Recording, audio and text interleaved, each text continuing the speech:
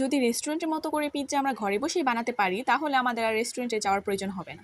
ঘরে বসেই খুব সহজেই রেস্টুরেন্টের মতো পিৎজা আমরা বানাতে পারবো। আবার পিৎজাটি আমি ওভেন ছাড়াই বানাতে পারবো। গ্যাসের চুলায় আমি সিম্পলভাবে এই পিৎজাটা তৈরি করতে পারবো। তো সেই পিৎজা রেসিপিটাই আজকে তোমাদের সাথে শেয়ার করব। যদি আমার পিৎজা রেসিপিটা তোমাদের ভালো লাগে তো অবশ্যই বাসায় ট্রাই করে খাবে এবং আমাকে কমেন্ট করে জানাবে কেমন হয়েছে। তো হ্যালো বন্ধুরা, তোমরা সবাই কেমন আছো? আশা করি সবাই ভালো আছো। আমিও খুবই ভালো আছি।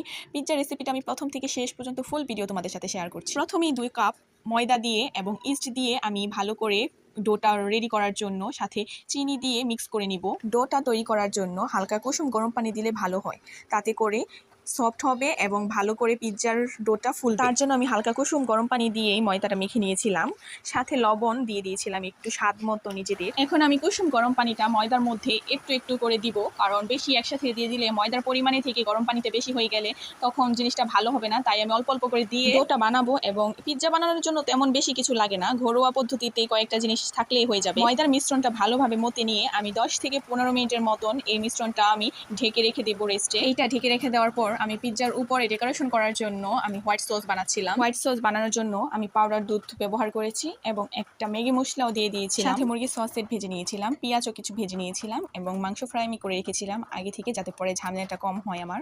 আমাদের যখনই পিৎজা খেতে ইচ্ছে করে আমরা প্রায় এভাবে পিৎজাটা বানিয়ে খাই। আর সবার প্রথম এই পিৎজা রেসিপিটা ট্রাই করেছিল আমার বোন। সে সবসময় বানায়, এবারও সেই বানিয়েছে, আমি একটু হেল্প করেছি, মানে ভিডিও করেছি আর কি, আমি পাশে থেকে, আর বোন এই সব করেছে।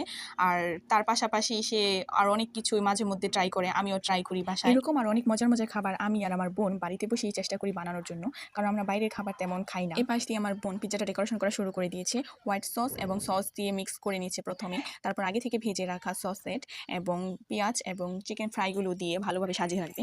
এবং এই পিৎজাটা বানানোর জন্য আমি বাড়িতেই চিজ বানিয়েছি।